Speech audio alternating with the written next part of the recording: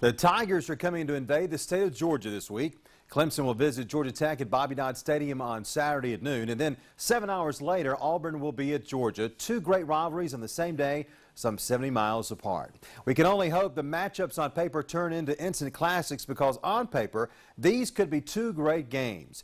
Georgia Tech will have to tangle with Clemson freshman quarterback Deshaun Watson, who is from right up the road in Gainesville, Georgia. Watson has missed the last 3 games with a broken bone in his throwing hand. He's a big reason Clemson has the 3rd best passing game in the ACC, and the Tech pass defense is 2nd worst in the conference. The big thing to watch, of course, is Georgia Tech's running game. Best in the conference by like 70 yards per game and 3rd best in the nation.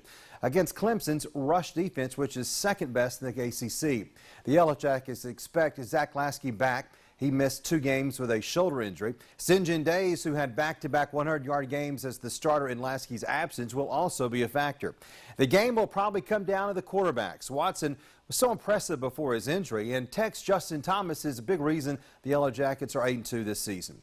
Then in Athens, well, it's always been a war between Georgia and Auburn, hasn't it? These two teams, these two programs, these two fan bases just don't like each other. That's what makes it such a great rivalry. Do you think some points will be scored in this one?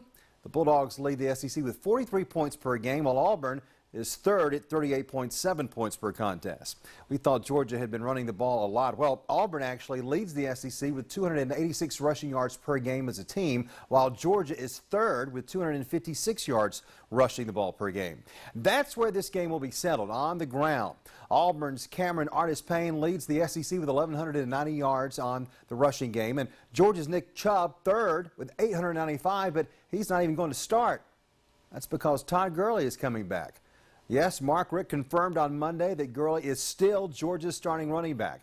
Gurley missed 4 games due to the NCAA violation. Now he's back, and considering how great Chubb was in Gurley's absence, the anticipation of what Gurley and Chubb will do together in one game is overwhelming. If both players can be effective this week, Auburn is going to be in trouble. But Georgia's defense still has to stop Auburn, and that's something that probably can't be done. Wilcox County's Nick Marshall will get his yards. Artis-Payne will get his yards, but at some point, someone on the Georgia defense must step up and make a big play.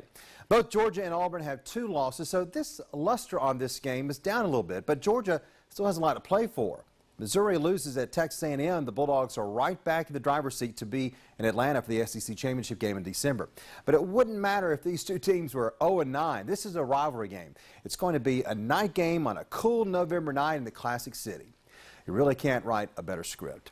Let's just hope the action in Atlanta and Athens Saturday meets our high expectations.